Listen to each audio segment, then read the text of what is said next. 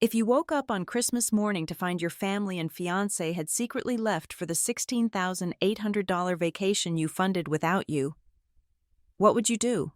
Scream? Beg? I did neither. I calmly opened my laptop and clicked cancel.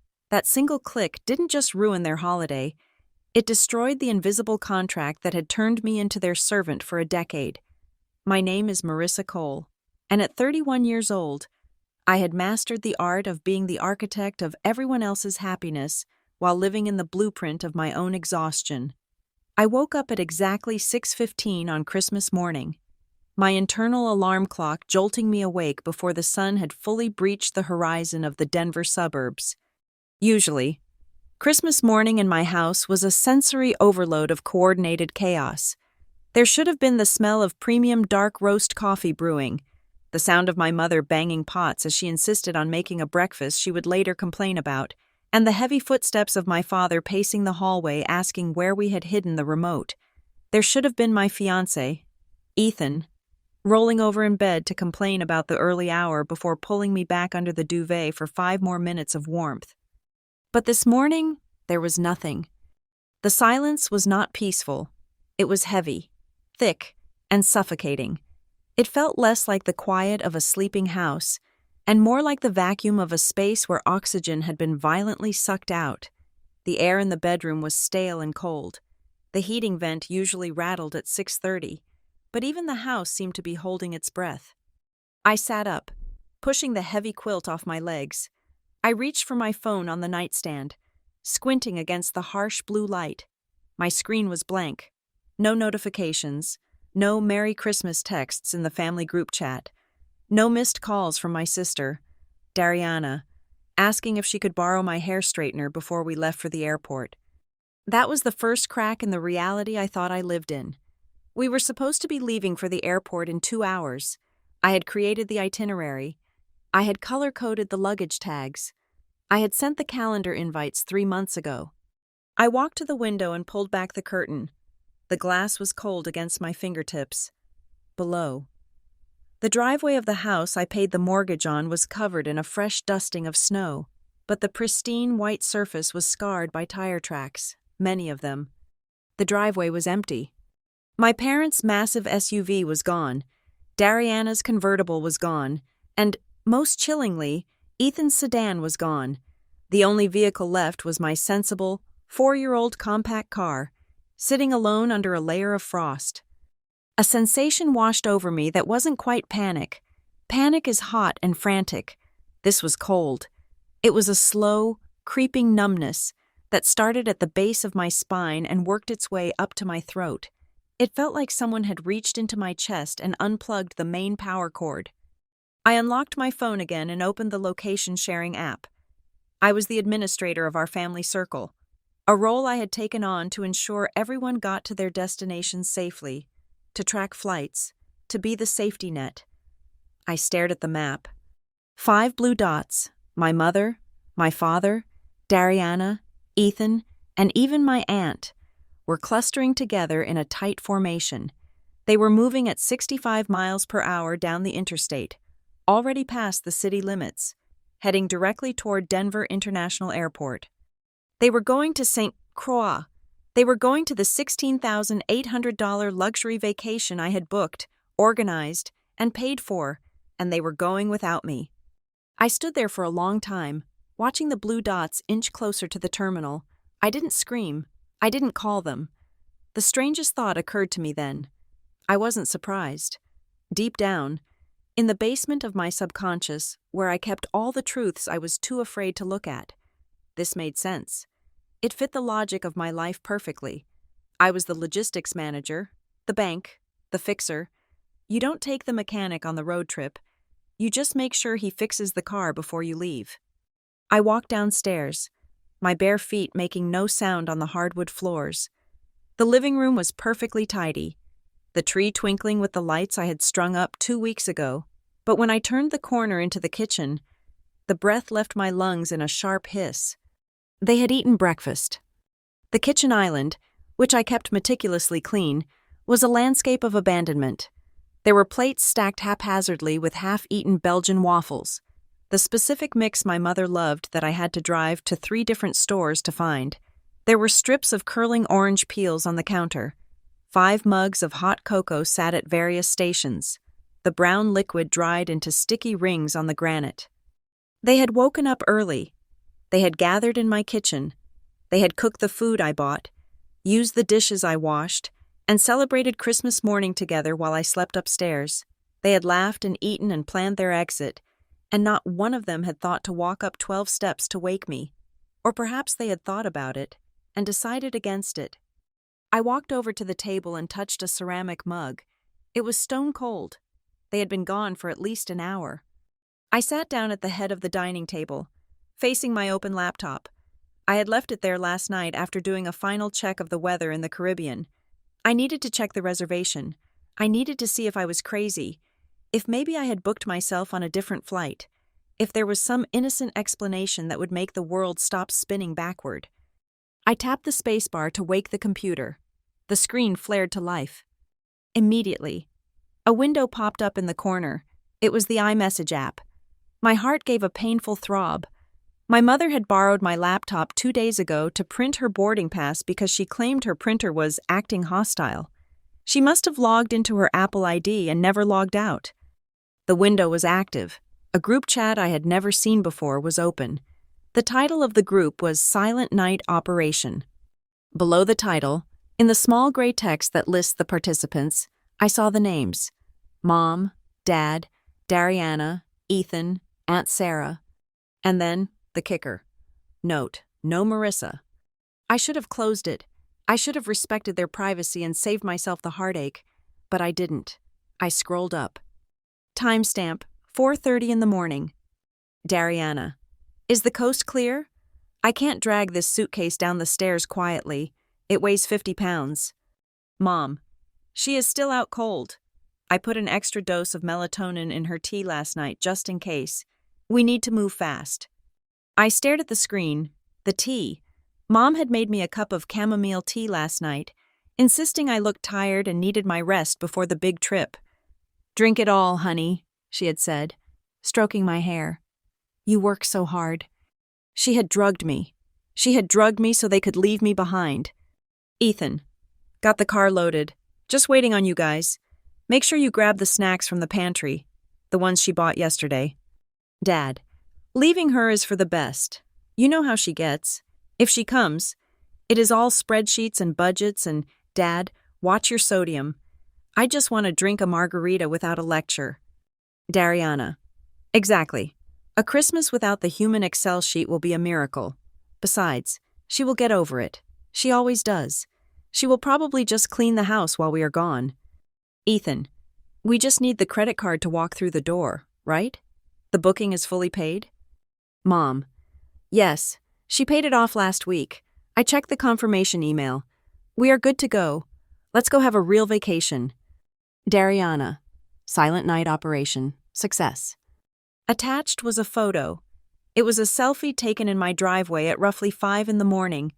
They were all huddled together in their winter coats, standing by the open trunks of the cars. My mother was beaming. My father had a cigar in his mouth. Dariana was making a peace sign.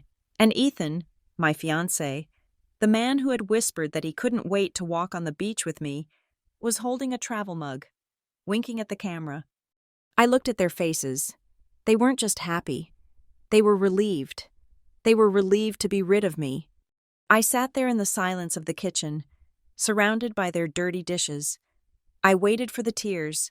I waited for the sobbing, the breakdown, the urge to throw the laptop across the room. I had been crying over small things for months, a burnt toast, a lost sock, so surely this, the ultimate betrayal, would shatter me. But the tears didn't come. Instead, a profound clarity settled over me. It was sharp and cold, like the winter air outside. For 10 years, I had told myself a story. I told myself that I was the glue holding this family together. I told myself that my money, my planning, and my constant worrying were my way of showing love, and that deep down, they appreciated it. I was wrong. I wasn't the glue. I was the ATM. I was the travel agent. I was the maid. I was the infrastructure they used to build their lives. And like all infrastructure, I was expected to be silent, invisible, and functional. They didn't love me. They loved the service I provided. And now, they had stolen a $16,800 service and tried to cut the provider out of the deal. My eyes drifted to the time on the laptop screen. It was 7 o'clock in the morning. Their flight didn't leave until 9:15. They were probably just getting to the security checkpoint. They would be laughing, feeling the thrill of their successful getaway, perhaps making bets on when I would wake up and realize I was alone. Ethan asked if the booking was fully paid. I whispered to the empty room. My voice sounded raspy, foreign. I opened a new tab on the browser. My fingers flew across the keys, typing in the URL for the Sapphire Sands Resort in Saint-Croix. I didn't need to look up the login information. I had memorized it weeks ago when I was double-checking the dietary restrictions for my father. Username mcole88. Password. The portal loaded, displaying a beautiful banner image of turquoise water and white sand. A countdown clock in the corner chirped, "Your stay begins in 8 hours." I clicked on Manage Reservation. There it was, the Grand Villa Suite. 5 bedrooms, private chef service included, Catamaran Sunset Cruise add-on. Total cost, $16,800.50. Status, confirmed, paid in full. Primary guest, Marissa Cole. I looked at the name, Marissa Cole. Not Dad, not Mom, not Ethan, me. The contract was with me. The credit card on file was mine. The ownership of this experience belonged 100% to the person they had left sleeping under a melatonin haze in a cold house in Denver. I scrolled down to the bottom of the page. There was a button there, small and unobtrusive. Cancel or modify booking. I clicked it. A warning box popped up. Cancellations made within 72 hours of arrival are non-refundable. Please contact the concierge desk for emergency exceptions or security issues. I stared at the phone number listed on the screen. If I did nothing, they would land in St. Croix, check in using my name, and have the time of their lives on my dime. They would come back in a week, tanned and rested, and tell me I was overreacting. They would say they did it for my own good, that I needed a staycation. They would gaslight me until I apologized for ruining their mood. But if I made that call, I wasn't just canceling a vacation. I was canceling the person I used to be. I was canceling the doormat. I was canceling the good daughter. I was canceling the understanding fiancé. I looked out the window. The sun was fully up now, reflecting off the snow. The Christmas lights on the porch railing were still on, glowing faintly in the daylight, a pathetic attempt to keep the magic alive when the moment had already passed. My reflection hovered in the dark glass of the laptop screen. I looked pale, my hair messy, my eyes dark circles of fatigue. But the set of my jaw was new. It was hard. My hand moved the cursor over the phone number. I picked up my cell phone.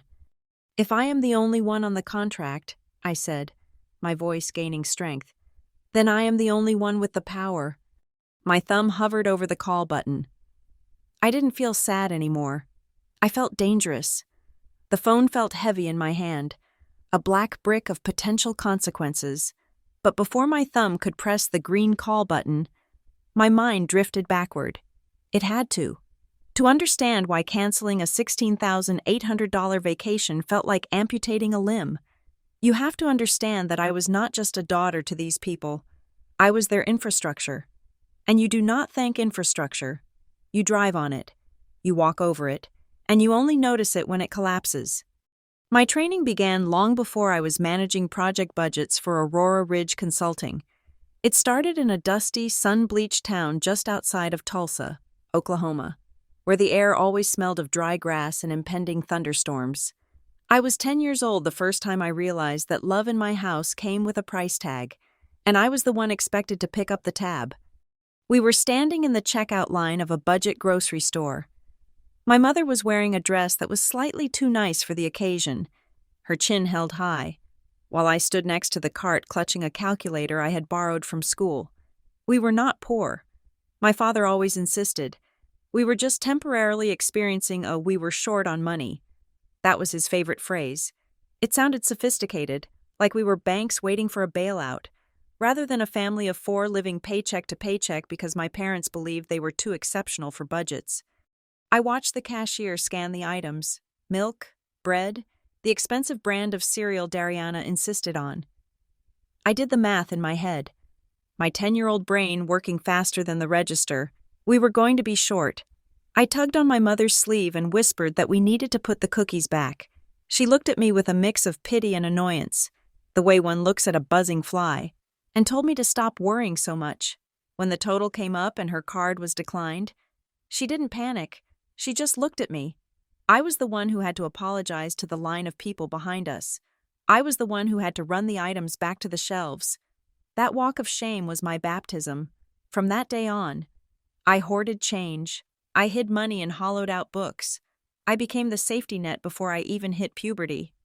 Then there was Dariana. My sister was 4 years younger than me, but in the hierarchy of the Cole family, she outranked me by a mile. She was the princess. I was the old soul. I was the responsible one. These were not compliments. They were job titles. I remember my 16th birthday. The dining room table was set with a cake my mother had baked. There were 2 wrapped gifts, one for me and one for Dariana, because my parents did not want her to feel left out on my big day. I opened mine first. It was a thick, heavy paperback titled The Intelligent Investor, A Guide to Financial Freedom. "We know you like that sort of thing," my father said, beaming. "You have such a good head for numbers. Marissa, you are going to take care of us all one day." Then Dariana opened her unbirthday present. It was a brand new digital camcorder, the expensive kind with the flip-out screen. It cost at least 5 times what my book cost.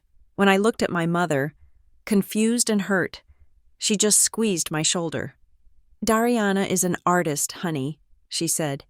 "We need to encourage her creativity. You are the strong one. You do not need toys. You need tools." That was the narrative. I was strong, so I did not need things. Dariana was fragile and special, so she needed everything. By the time I was 17, I was working 2 jobs, one at a diner on the weekends and another filing papers at a law office after school. I came home one evening, smelling of grease and old toner, to find the living room transformed into a makeshift studio. My parents had bought professional lighting kits and backdrops. "It is an investment," my father told me, ignoring the fact that the electricity bill was sitting unpaid on the counter, a bill I would eventually pay with my tips from the diner. "Dariana is going to be a star. She just needs the right portfolio. We are investing in the family brand." I paid the electric bill the next day. No one thanked me. No one even asked where the money came from. The light stayed on, so the photo shoot could continue. I was the foundation. My mother loved to say that. "Marissa, you are the foundation of this house." It took me years to realize that a foundation is designed to be buried. It is designed to bear the weight of the entire structure in the dark, silently, while the pretty architecture gets all the sunlight. I thought I could escape it. I studied hard, earned a full academic scholarship to university, and majored in business data analysis. I wanted a world where numbers were logical, where inputs equaled outputs, and where debt was a bad thing, not a lifestyle choice. I landed the job at Aurora Ridge Consulting right out of college. I rose through the ranks quickly. I managed million-dollar portfolios. I negotiated contracts for Fortune 500 companies. I was respected. I was powerful. But the moment I walked through the front door of my parents' house, I reverted. I was the bank again.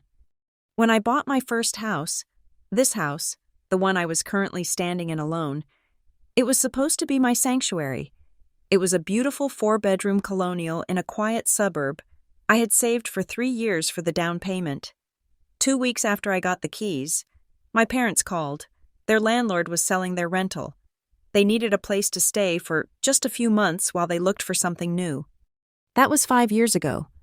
They moved into the master bedroom. They filled the garage with their boxes of memorabilia that they refused to sort through. Dariana took the second largest room, turning it into her content creation hub. I took the smallest room, the one meant for a nursery or a guest. Why should you pay rent? My father had argued when I gently brought up the topic after the first year. This house will be yours eventually when we pass on. We are just keeping it warm for you. Besides, family does not charge family. That is transactional. Marissa, we are not a business. So I paid the mortgage. I paid the property taxes. When the roof leaked last winter, I wrote the check for $8,000. When my mother's credit card debt ballooned because she needed to maintain appearances at the country club she couldn't afford, I transferred the balance to my zero-interest card and paid it off. I told myself I was being a good daughter. I told myself they were old. They were helpless without me. But the most insidious part was how Ethan fit into this machine. When I met Ethan, I thought he was different. He was an architect, precise and independent. On our second date, he fought me for the check. "I want to take care of you," he had said, looking into my eyes with a sincerity that made my knees weak. "You do so much for everyone else. Let me do this for you." I fell in love with that promise. I clung to it. But the Cole family dynamic is like a black hole. It warps everything that gets too close. Slowly, subtly, Ethan began to see the logic of my parents. It started with small things. "Babe, you pick up dinner tonight. My check does not clear until Friday." Then it was vacations. "You get the flights, I will get the drinks." But the drinks were $20, and the flights were $400. Then came the killer phrase, the one that broke him as a partner and remade him as another dependent. "Well, you do make significantly more than I do. Marissa, it is only fair." Equity, he called it. But it wasn't equity, it was exploitation. He stopped fighting for the check. Then he stopped reaching for it. Then he stopped even saying thank you. He moved into the house with us, and instead of being my ally, he became another person complaining that the internet was too slow or that the fridge was not stocked with the right kind of beer. He bonded with my father over sports packages I paid for. He bonded with Dariana over her social media strategies. He became part of the blob, the collective organism that fed on my paycheck and my energy. Standing there in the cold morning light, looking at the silent night operation chat group, I finally saw the invisible contract I had signed at age 10. The contract stated, "Marissa gives, everyone else takes." The contract stated, "Marissa is competent, therefore she has no needs. The others are incompetent, therefore they deserve everything." The contract stated, "Love is not an emotion. It is a service Marissa provides in exchange for being allowed to exist in the room." They called me controlling because I managed the money. They called me uptight because I worried about the future. But they never stopped spending the money I managed, and they never hesitated to enjoy the future I secured. I thought about the $16,800. To them, it wasn't money. It was just another harvest from the Marissa tree. They didn't see the late nights I worked to earn that bonus. They didn't see the years of skipped lunches, the clothes I didn't buy, the car I didn't upgrade. They just saw a resource. And when the resource became inconvenient, when the human Excel sheet threatened to ruin the vibe of their carefree consumption, they decided to extract the resource and discard the person. My finger stopped hovering. It pressed down hard on the green call button. The line rang, once, twice. "Thank you for calling Sapphire Sands Resort. Concierge desk." A bright, melodic voice answered. "This is Clara. How may I assist you on this beautiful Christmas morning?" "Hi, Clara," I said, and my voice was steady. It was the voice of the senior project manager at Aurora Ridge Consulting. It was the voice of a woman who was done being infrastructure. "My name is Marissa Cole. I have a reservation starting today for the Grand Villa Suite. Confirmation number Zulu Alpha 492. "Wonderful, Ms. Cole. We are so excited to welcome you and your family. The chef is already prepping the welcome feast." "Actually, Clara," I said, staring at the empty driveway where my life used to be parked. "There has been a change of plans, a significant security breach. Actually." The invisible contract was about to be voided, and the penalty fees were going to be astronomical. To understand the sheer magnitude of the nuclear bomb I was about to detonate on my family's happiness, you have to understand the architecture of the bomb itself. That $16,800 figure was not just a number on a bank statement. It was the sum total of my annual performance bonus from Aurora Ridge Consulting, combined with 24 months of aggressive saving where I denied myself everything from new shoes to decent wine. I had poured every spare cent I had into a singular vision: the perfect Cole family Christmas in St. Croix. I did not just book a hotel. I orchestrated a geopolitical summit disguised as a holiday. For 3 months, my dining room table ceased to be a place for eating and became a command center. I spent my evenings bathed in the glow of dual monitors, building a master spreadsheet that would have made a logistics officer in the Navy weep with envy. I color-coded every single family member. Mom was rose pink, Dad was navy blue, Dariana, naturally, was gold. Ethan was forest green. I mapped out flight trajectories, analyzing layover times to ensure my father, whose knees swelled if he sat for more than 3 hours, would have exactly 45 minutes to walk around in Dallas without missing the connection. I cross-referenced the resort's menu with Aunt Sarah's gluten intolerance and my cousin's lethal shellfish allergy, going so far as to email the executive chef to request a separate prep station. I didn't just hope for the best. I engineered safety. I remember the night I presented the preliminary itinerary to them. We were in the living room. I had cast the spreadsheet onto the television screen. "Oh, Marissa," my mother had sighed, clutching her chest as if she were witnessing a miracle rather than a logistical nightmare. "You are just so thorough. I do not know what we would do without you. We would probably end up in a Motel 6 in Ohio." "Yeah, babe," Ethan added, not looking up from his phone where he was checking football scores. "You are a machine. Seriously, a machine." They meant it as praise, but the words felt metallic. A machine does not have feelings. A machine does not get tired. A machine exists solely to function. No one looked at the screen and asked, "Marissa, there is a 4-hour gap on Tuesday afternoon labeled spa treatment for Mom and Dariana. What are you doing during that time?" If they had asked, they would have seen that my row for that time slot was blank. I was scheduled to supervise the luggage transfer and double-check the dinner reservations. The financial hemorrhaging began in October. The resort required a 50% deposit to secure the Grand Villa, a sprawling 5-bedroom compound with an infinity pool and a dedicated butler. "Put it on your card, Rissa," Dad had said, waving his hand dismissively as he watched the news. "You have the platinum status. Think of the points you will get. We will square up later." The points? That was always the currency they thought paid me back. I put $8,400 on my card that day. Then came the flights. Then the private transfer because Mom refused to take a shuttle bus. Then the travel insurance, the premium kind, because I was the only one who remembered that hurricane season could be unpredictable even in December. I went a step further. Driven by that desperate, pathetic need to be the good daughter, I knew my father's heart condition made him anxious about traveling abroad, so I researched the nearest cardiac center in Christiansted.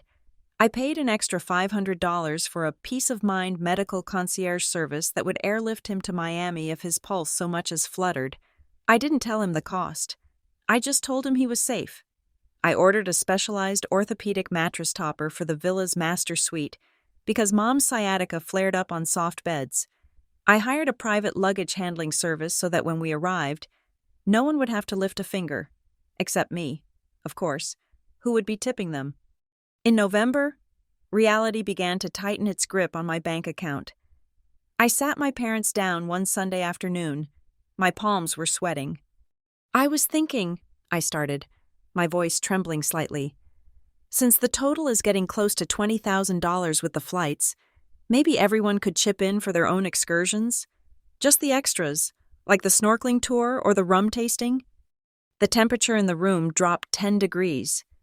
My mother looked at me with wide, wounded eyes, as if I had just slapped her across the face with a wet fish. "Marissa," she whispered, her voice trembling with manufactured hurt. "You are calculating with your own mother and father? After everything we have done for you? It is Christmas. Since when do we send invoices for Christmas spirit?" "I just meant, if you are struggling, just say so," Dad interrupted, looking disappointed. "We thought you were doing well. We bragged to everyone about our CEO daughter. Do not make us look like liars. Marissa." I retreated. I always retreated. I apologized for bringing it up. I paid for the snorkeling tour. I paid for the rum tasting.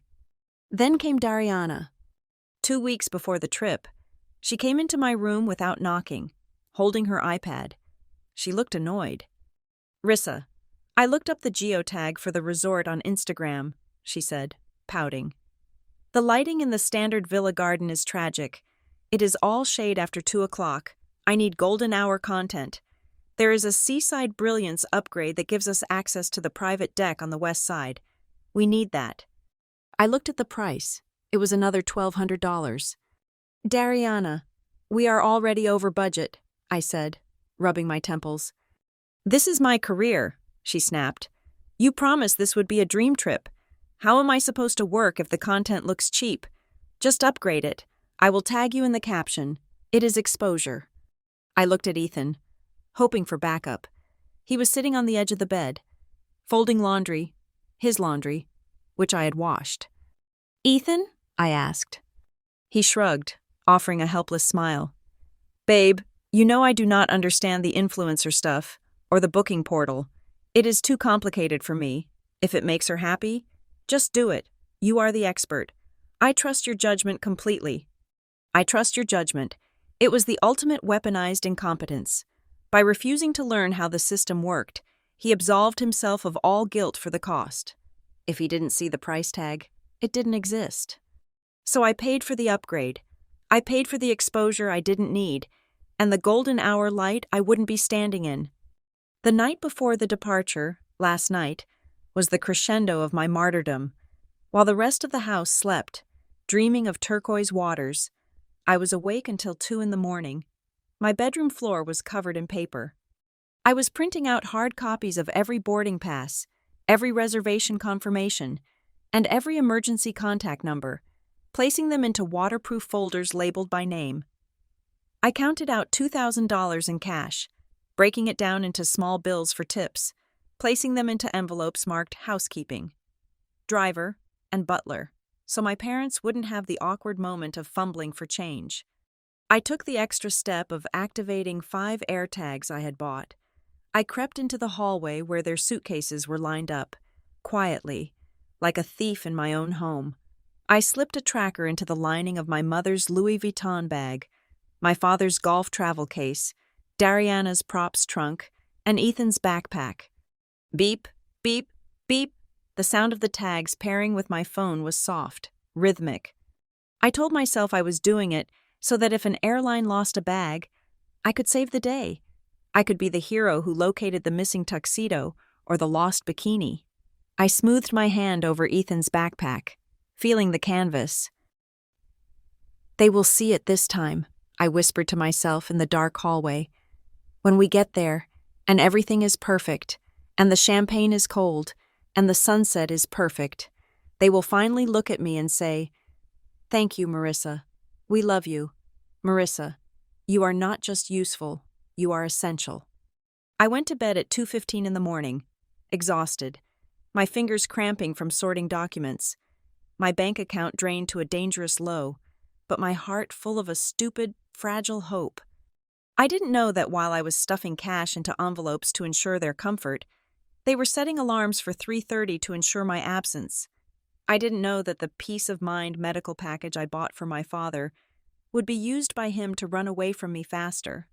I had built a $16,800 cage, gilded and luxurious, and I had walked right into it and locked the door. But the funny thing about being the one who holds the keys, the credit cards, and the administrative passwords is that when you finally decide to break out, you can take the whole castle down with you. I sat there, the cursor blinking on the laptop screen, and expanded the window for Silent Night Operation. It was not just a group chat, it was a crime scene. It was a transcript of a conspiracy that had been brewing under my roof, fed by my groceries, and warmed by my heating system for days, perhaps weeks. The participants' list read like a roll call of the people I loved most in the world, minus the one person who paid for their data plans: Mom, Dad, Dariana, Ethan, even Aunt Sarah, who I had personally driven to her dialysis appointments 3 times last month, was there. I scrolled to the very top of the thread. It had been created 4 days ago. Mom: Okay, everyone. Keep this channel strictly for the getaway plan. Make sure your notifications are muted so Marissa does not hear a ping. We need total secrecy. Dariana: Finally, I thought you guys would never agree to this. I cannot do another vacation where she wakes us up at 7 in the morning to seize the day. I felt a cold, sharp pain in my chest, but I forced myself to keep reading. I needed to see the anatomy of the betrayal. I needed to see the muscle and bone of their resentment. Dad: It is not just the mornings, it is the hovering. The constant, Dad, did you take your pill? And Dad, that is too much salt. I am 60 years old. I do not need a warden. I need a holiday. I stared at the words, a warden. That is what he called me. The daughter who spent 3 hours researching interactions between his beta blockers and tropical humidity was a warden. The daughter who paid the premium for the medical evacuation insurance was a jailer. I scrolled down to yesterday, the day before the departure. The timestamp was late afternoon, right around the time I was in the kitchen prepping the travel snacks they had requested. Ethan: She is in full panic mode about the luggage weight limits. She just weighed my bag 3 times. It is exhausting. Dariana: LOL. Tell her to chill, or do not. It is actually better if she burns herself out packing so she sleeps through the alarm. Ethan: Do not worry. I switched off the alarm on her phone while she was in the shower. She will sleep until noon. My hand flew to my mouth. I had thought I forgot to set it. I had spent the first 10 minutes of this morning berating myself for being irresponsible, for oversleeping on the most important day of the year. But I hadn't forgotten. Ethan, the man who had kissed me goodnight and told me he loved me, had deliberately reached over to my nightstand and silenced my phone. He had sabotaged me to ensure I would be left behind. Then came the messages from this morning. 3:30 in the morning. Dad: Coast is clear. I am taking the big suitcases out to the back door so the wheels do not rumble on the wood floor. Everyone meet at the car in 10 minutes. Dariana: God, imagine if she wakes up. It would be a nightmare. She would be standing there with her clipboard listing all the reasons we are late. Dariana: Honestly, if she goes, the vibe is dead. She will talk about the budget at dinner. She will turn the music down at 10 o'clock. A Christmas without the living Excel sheet will be a miracle. We can actually breathe. The living Excel sheet. That was my nickname. Not sister, not Marissa, just a piece of software. Useful, boring, and easily minimized when you want to look at pictures instead. I felt a tear slide down my cheek, but it wasn't a tear of sadness. It was a tear of fury. I wiped it away aggressively. Then I saw Ethan's reply. This was the one that severed the last thread of my attachment to him. Ethan: Look, we all know the deal. We just need the card. As long as Marissa's credit card is in the wallet, we are good. The actual Marissa can stay home. I am tired of the rules. Just let the card travel and leave the manager behind. Freedom. I read it 3 times. Just let the card travel. He did not want a wife. He did not want a partner. He wanted a financing option. He wanted the platinum perks without the person attached to them. He was tired of my rules. Rules like paying bills on time, saving for a rainy day, and not spending money we didn't have. He framed my responsibility as oppression so he could feel vilified in his exploitation. Mom: Ethan is right. We deserve this. We have had a hard year. We deserve a holiday that is not controlled by her anxiety. Marissa is just too intense. She sucks the air out of the room. Let her stay here and organize the pantry or whatever brings her joy. We will tell her we did it for her own good. For my own good, the ultimate gaslighting. They were going to drink champagne on a yacht I paid for and tell themselves they were doing me a favor. And then, A message from my father that made my blood run cold. Dad, she will survive. She always does. Worst case scenario. She throws a fit like she did with the roof. Remember when she tried to make us sign that paper promising to pay her back for the repairs? The audacity. As if she does not owe us everything. We raised her. This trip is the least she can do. The roof, 2 years ago, I spent $8,000 fixing a structural leak in their bedroom because mold was growing on the walls. I had asked, gently, if they could pay me back $200 a month, just a token amount to show they respected the cost. My father had thrown the paper in my face and didn't speak to me for a week. Now I knew he viewed that moment not as my generosity, but as my audacity pay in his mind. My money was already his property. The final message in the thread was a photo sent just as they arrived at the airport. It was a group selfie. They were standing by the check-in kiosk. Dariana was holding a Starbucks cup, paid for, no doubt, with the emergency cash I had given her, just in case. Mom was wearing the silk scarf I bought her for her birthday. Ethan had his arm around Dariana's shoulders, laughing. The caption read, "Silent Night Operation, Success.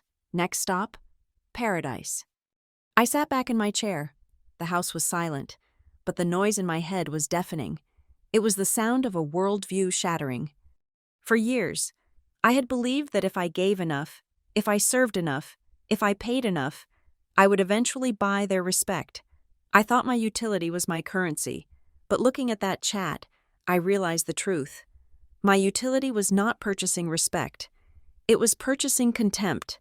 They didn't resent me because I was controlling. They resented me because they needed me, and they hated needing me. So they took what I gave and mocked me for giving it. I was not a family member. I was a utility provider. I was the electric company. You don't invite the electric company to dinner. You just scream when the lights go out. Okay, I said aloud. My voice was steady. It didn't shake. You want the card to travel? You want the infrastructure without the manager? I reached for my phone, but not to call them. I opened my email. I took a screenshot of the chat, then another, then another. I captured every insult, every plan, every timestamp. I captured the photo of their smiling faces. I attached the files to a new email and sent it to my personal secure server, the one I used for sensitive work documents. I was archiving the evidence, just like a project manager logging a critical system failure before initiating a shutdown. They wanted a Christmas without the living Excel sheet. They wanted a holiday without the warden. They wanted to be free of my rules and my oversight. I looked at Ethan's text one last time. Just let the card travel. You made a critical calculation error, Ethan, I whispered to the empty kitchen. The card does not work without the manager's approval code. I closed the laptop with a snap. It sounded like a gunshot in the quiet house. I picked up my phone, where the banking app was already open, waiting for my command.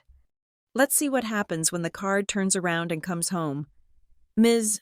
Cole, I am delighted to inform you that the grand Christmas fir tree has just been installed in the main atrium of your villa. The concierge's voice chirped through the speakerphone. The private chef has also confirmed the menu. The grilled lobster tails with saffron butter will be ready precisely at 7 o'clock tonight. Just as your party arrives, it is going to be magical. I sat at my kitchen table, staring at a stain on the wood where my father had spilled coffee a week ago and never wiped it up. The contrast between the woman's effervescent tone and the dead silence of my house was nauseating. She was describing a paradise I had built with my own sweat, a paradise that was currently being invaded by 5 people who had left me sleeping under a sedative. That sounds exquisite, Clara, I said, my voice flat, devoid of any holiday warmth. However, there is a problem, a significant one. Oh, is it a dietary restriction? We can certainly adjust. No, Clara, it is not about the food. I am calling to invoke the immediate cancellation of the entire reservation for the Grand Villa Suite, effective this second. There was a pause on the line, the kind of heavy silence where you can practically hear the person on the other end blinking in confusion. I beg your pardon, Ms. Cole? You want to cancel? But your party is already en route. The chauffeur is scheduled to pick them up at the airport in 3 hours. There is no party, I said, leaning forward, my hand gripping the phone. The individuals traveling to your resort are doing so without the authorization of the primary contract holder. That is me. I am the only name on the booking.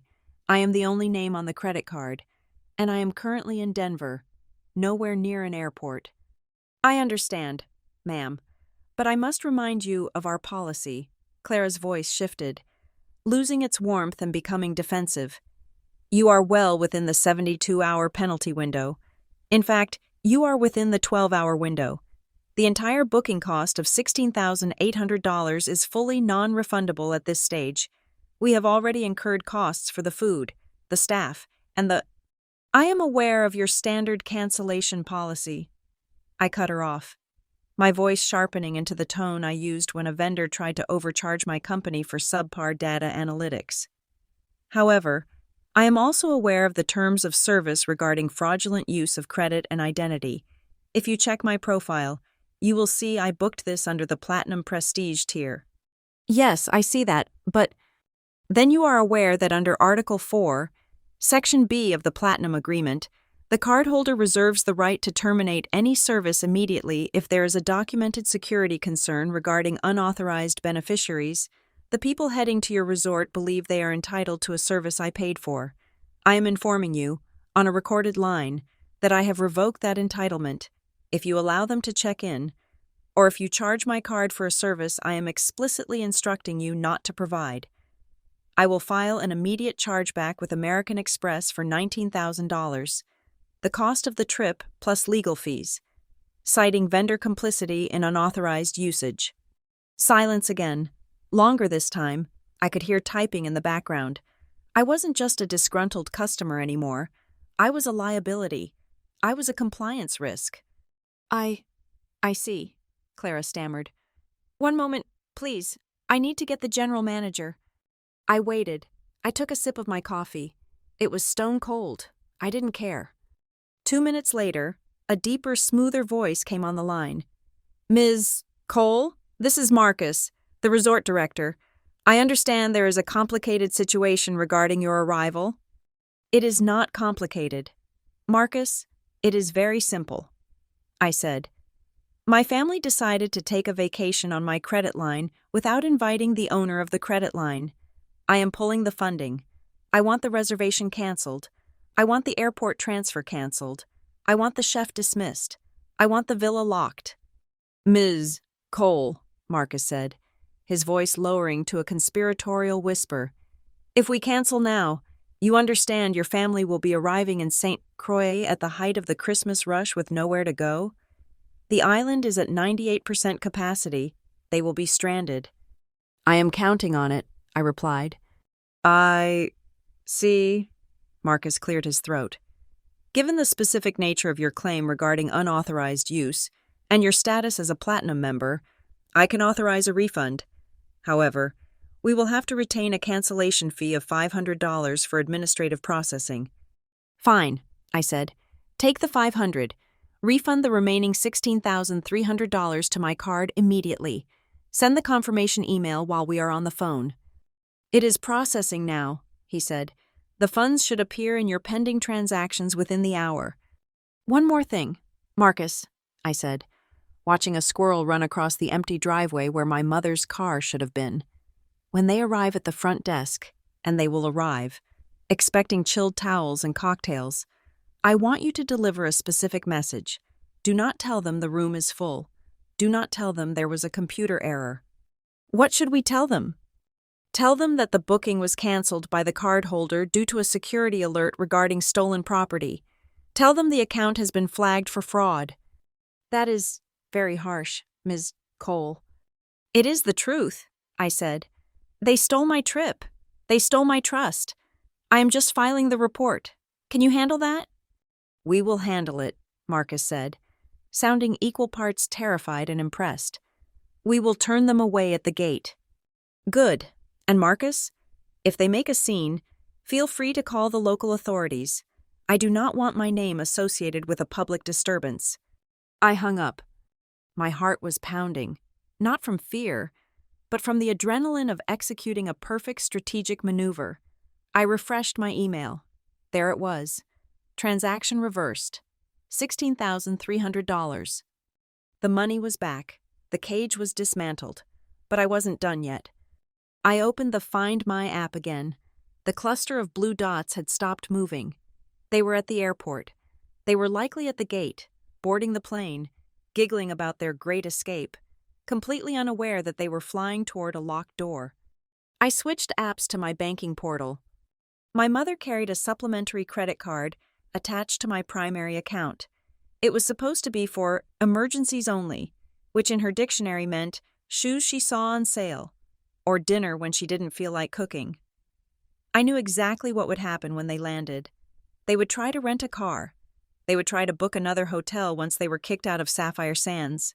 They would reach for the plastic safety net I had provided for 5 years. I navigated to the Manage Cards section.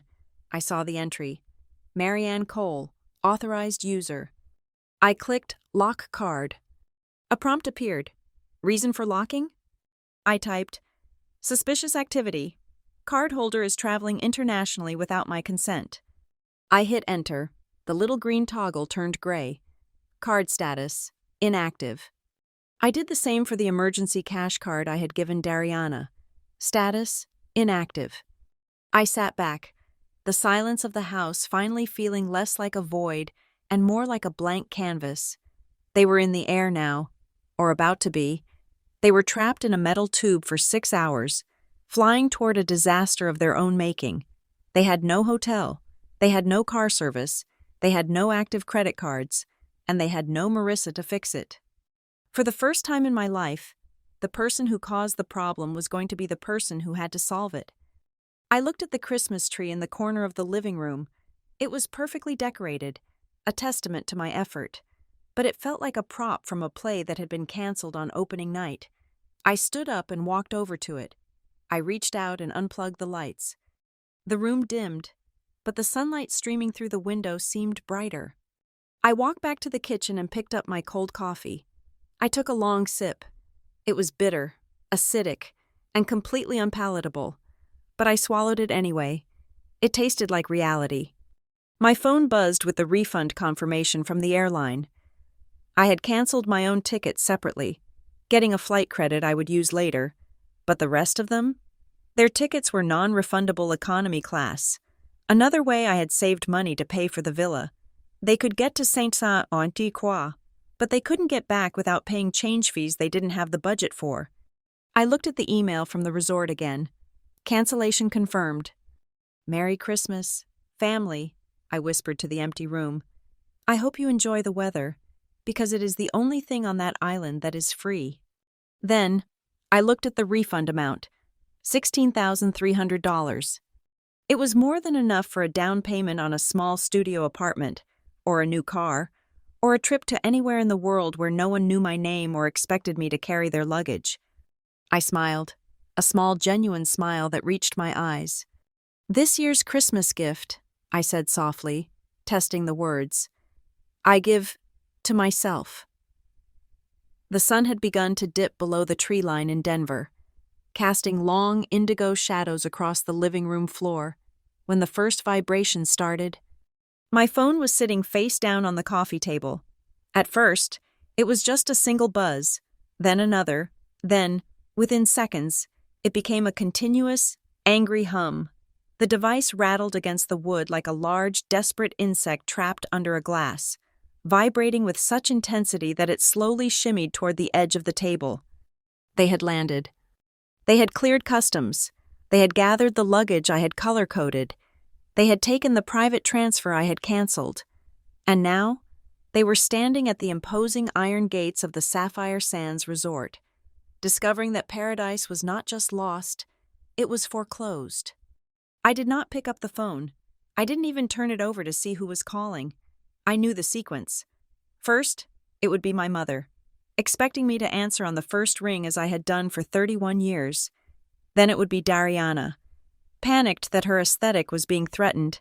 Then Ethan, assuming there was a technical glitch that his competent fiancé could resolve remotely. Then my father, shouting. Instead of answering, I opened my laptop and synced it to my phone's messages. I watched the notifications roll in like a ticker tape of a stock market crash. I activated the voice-to-text feature for voicemails, letting the software transcribe their panic into neat, black letters on the white screen. It felt clinical. It felt like reading a court transcript of a crime I had witnessed but not participated in. The first voicemail transcript popped up. It was from my mother. Transcript.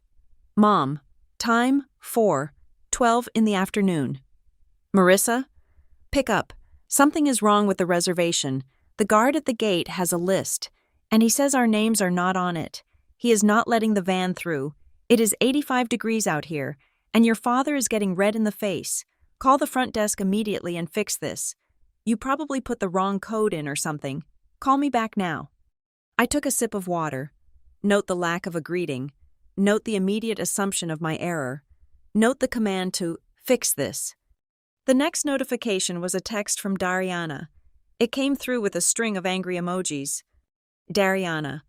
Marissa, answer the phone. This is humiliating. We are standing on the curb with all our bags. The security guy is staring at us like we are criminals. He said there is no booking. I am literally in the middle of a live stream teaser. And I had to pause it. My followers are asking where the villa is. This is a disaster for my engagement numbers. Fix it. She was worried about her engagement numbers. Not that her sister was missing. Not that they had abandoned me.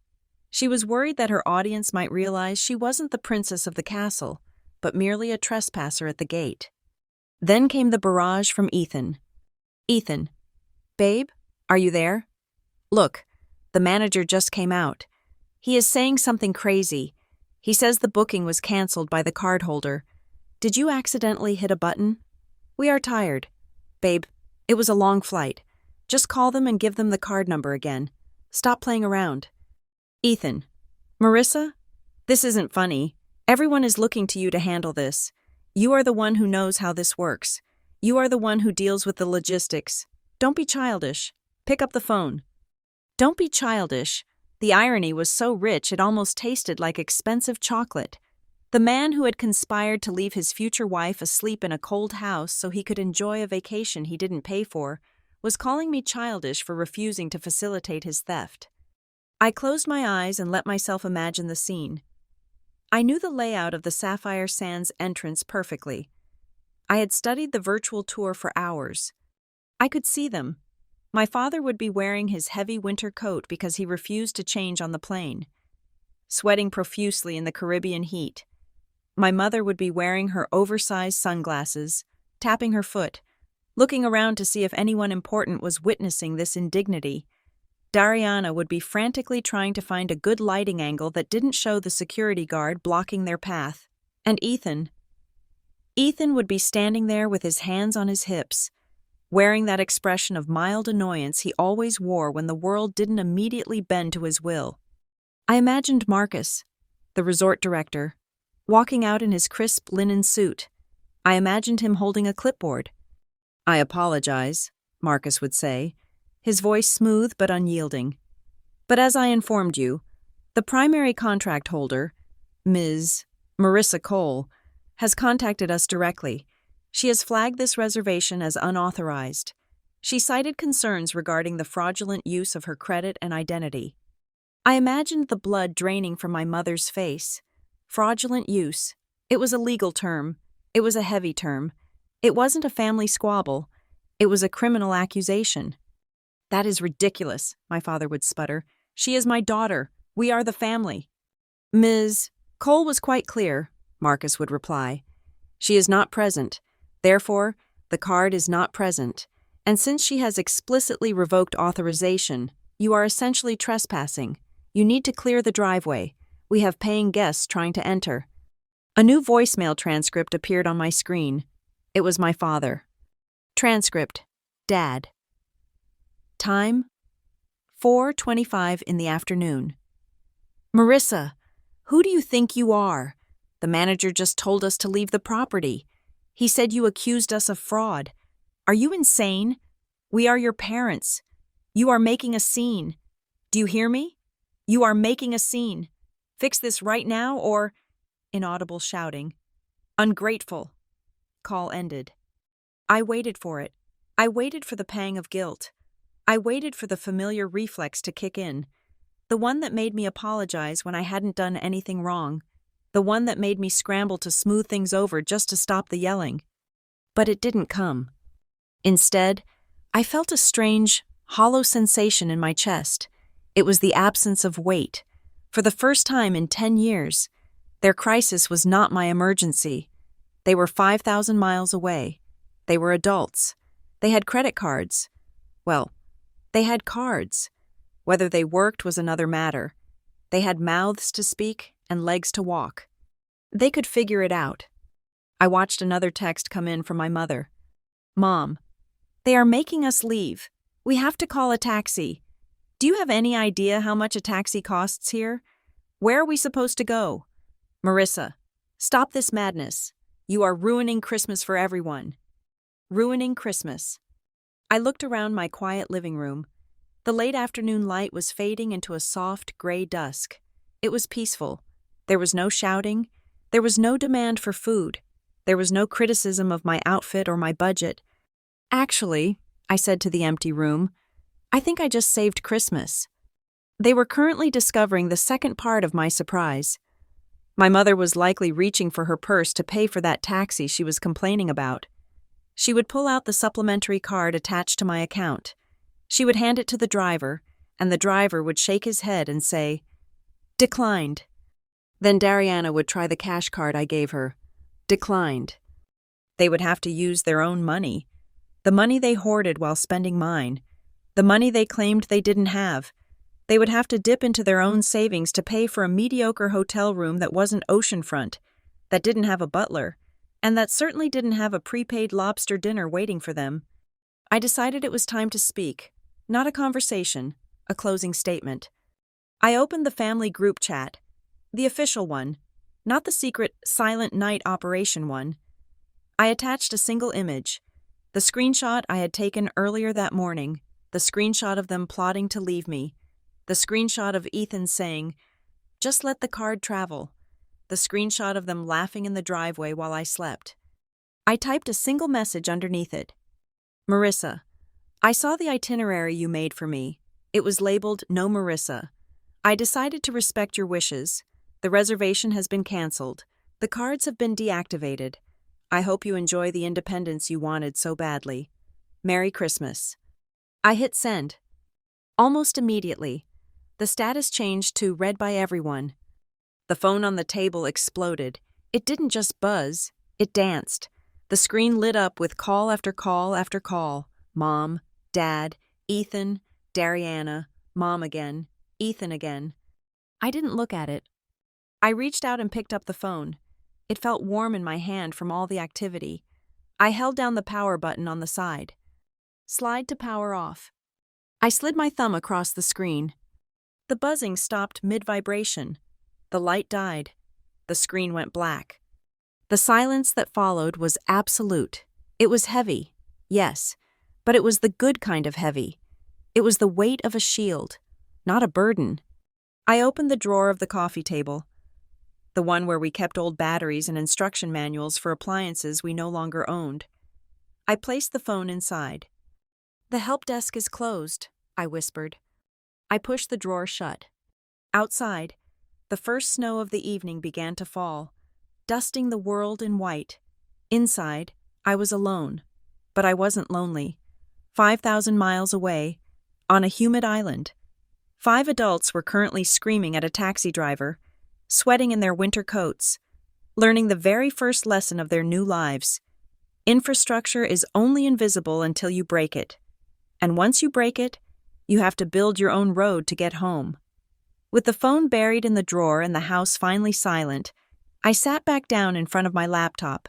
For the last 10 years, opening a browser window usually meant opening a portal to anxiety. It meant checking bank balances, monitoring credit card statements, or scouring the internet for deals to make my family's champagne tastes fit into my beer budget. But tonight, the cursor blinked on a blank search bar, and for the first time, I did not type family-friendly resorts or group discounts. I typed quiet coastal towns, Georgia winter rental. I chose Georgia because my mother had vetoed it 3 years ago. She had called it too swampy and lacking in prestige. She wanted turquoise water and white sand. She wanted to be seen. I just wanted to be invisible. A listing popped up for a small cabin on the edge of a salt marsh near Tybee Island. It was not a villa. It did not have a butler. It was a weathered wooden structure raised on stilts, with a screened-in porch that looked out over acres of tall, golden marsh grass. The furniture looked mismatched. The kitchen was tiny. It was perfect. I looked at the price. For a week. It cost less than one night at the Sapphire Sands. I still had $16,300 of refunded money sitting in my pending transactions. I clicked Book Now. When the site asked for the number of guests, I typed the number 1. The sensation of clicking confirm for a trip that included only me was physically disorienting. I felt a surge of adrenaline, followed immediately by a wave of nausea, and then, finally, a lightness that made me dizzy. I was so used to carrying the weight of 4 other adults that moving without them felt like walking on the moon. Gravity didn't work the way I expected it to. I packed in 20 minutes. For the St. Croix trip, I had spent weeks curating outfits. I had packed gala dresses for my mother, linen suits for my father, and extra chargers for everyone. I had packed first aid kits, stain removers, and backup toiletries. Now, I threw 2 pairs of sweatpants, a thick cable knit sweater, my camera, and 3 paperback novels into a duffel bag. I didn't pack makeup. I didn't pack heels. I didn't pack a single thing that was designed to impress another human being. I walked out to my car, tossing the bag into the passenger seat where Ethan usually sat, complaining about the legroom. The drive to the airport was surreal. It was Christmas evening now, and the suburban streets were dark, illuminated only by the colorful lights stringing the roof lines of happy homes. Every time I saw a pair of headlights in my rearview mirror, my heart hammered against my ribs. I had a persistent, irrational fear that they were coming back. I imagined my father's SUV tearing around the corner, cutting me off, forcing me to return to my post. I imagined Ethan standing in the middle of the road, demanding I unlock the credit cards. But the road remained empty. The only sound was the hum of my tires on the asphalt and the low murmur of the radio playing soft jazz. I was not fleeing a crime scene. I was fleeing a life sentence. I flew standby on a red-eye flight to Savannah. The airport was deserted. I sat at the gate, watching the few other travelers. A young couple was sleeping on each other's shoulders. An old man was reading a newspaper. No one looked at me. No one asked me where their boarding pass was. No one asked me to go buy them a bottle of water because they didn't want to break a 20. I was anonymous. It was the most luxurious feeling I had ever experienced. I arrived at the cabin just as the sun was rising over the Atlantic. The air here was different. It didn't smell like pine and snow. It smelled of brine, pluff mud, and damp earth. It was a heavy, grounding scent. I climbed the wooden stairs to the porch and unlocked the door with a physical key. No keycards, no apps. Inside, the cabin was silent, but unlike the silence in my house in Denver, which felt like a vacuum waiting to be filled with demands, this silence felt full. It was filled with the sound of the wind rattling the palmetto palms outside and the distant cry of seagulls. I spent Christmas Day doing absolutely nothing. I did not cook a 12-pound turkey. I did not set a table with china that had to be hand-washed. I did not mediate arguments between my father and Dariana about politics. Instead, I drove to a small local grocery store that was open for limited hours. I bought a loaf of crusty bread, a block of sharp cheddar cheese, a bag of apples, and a bottle of cheap red wine. I ate my Christmas dinner sitting on the floor of the screened porch, wrapped in a blanket, watching the tide slowly fill the marsh. The water turned the mudflats into a mirror, reflecting the purple and orange sky. I took a sip of wine. It was arguably the worst wine I'd tasted in years, and it was delicious. "Merry Christmas, Marissa," I said to the marsh grass. The wind blew through the screen, rustling the pages of the book lying open next to me. No one answered. No one corrected me. No one asked for more. For the next 3 days, I entered a state of decompression that felt almost like an illness. My body ached. My shoulders, which had been permanently hunched up toward my ears for a decade, finally dropped, and the physical change was so drastic it caused my muscles to spasm. I slept for 12 hours a night. I woke up disoriented, reaching for my phone to check the family schedule, only to remember that the phone was turned off in a drawer 2,000 miles away. I started taking walks into the small town nearby. It was an artist colony, filled with drift shops and cafes that smelled of roasted beans and cinnamon. On the second day, I went into a coffee shop. The barista was a woman in her 50s with gray braids and bright blue glasses. "What can I get you? Sugar?" she asked. "Just a black coffee, please," I said, instinctively reaching for my wallet to pay for everyone behind me. A habit born of years of covering my family's tabs to avoid awkwardness. I stopped myself. "Just for me." "That will be $2.50, she said. I handed her a $5 bill. "Keep the change."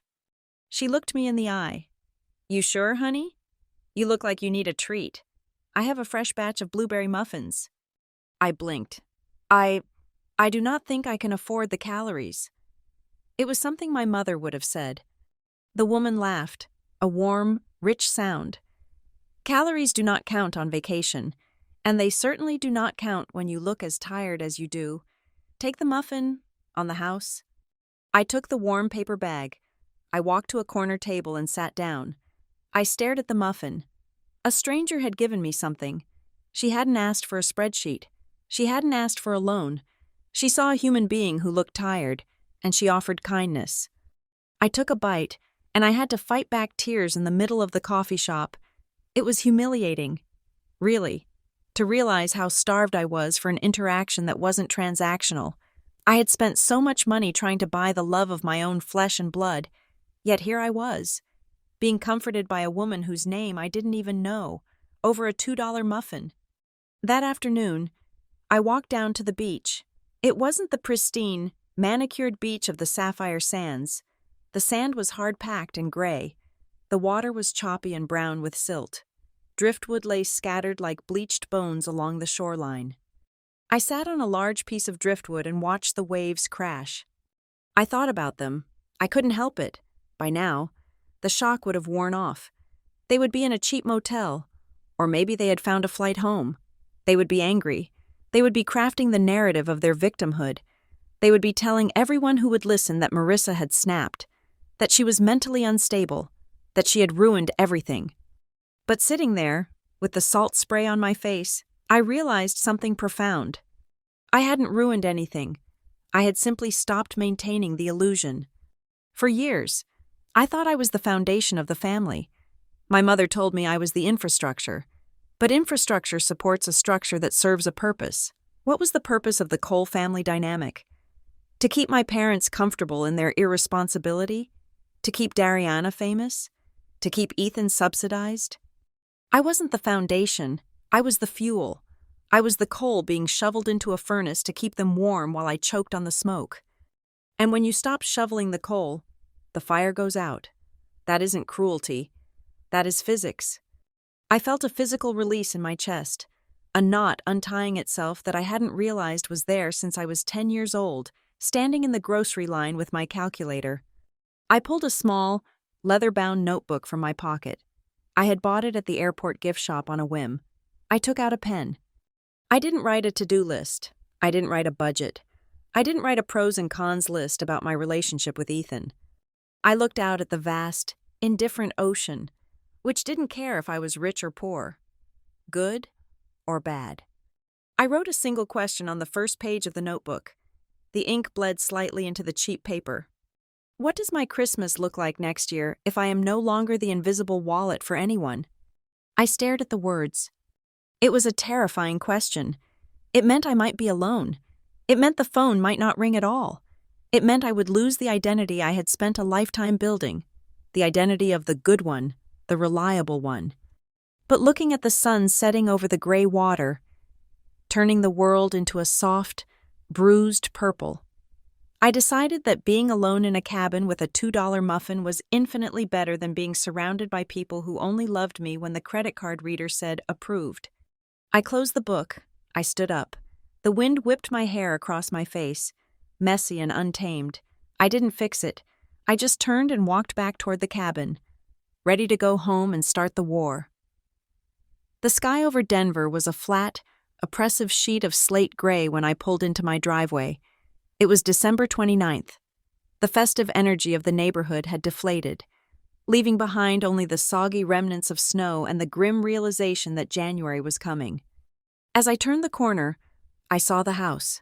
The Christmas lights I had painstakingly strung along the gutters were still blinking, but a section over the garage had burnt out, leaving a dark, toothless gap in the display.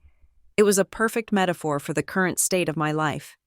The driveway, which had been blissfully empty when I left for Georgia, was now a parking lot. My father's massive SUV was parked crookedly, blocking the path to the front door. Dariana's convertible was jammed in behind it. Ethan's sedan was parked on the grass. Leaving deep, muddy tire tracks in the lawn, I paid a landscaping service $200 a month to maintain. They were back. I turned off the ignition. My hands were gripping the steering wheel so hard my knuckles were white. For a moment, the peace of the salt marsh washed over me. The sound of the wind, the taste of the cheap wine, the feeling of being a singular entity rather than a support beam. I held on to that feeling. I wrapped it around me like armor.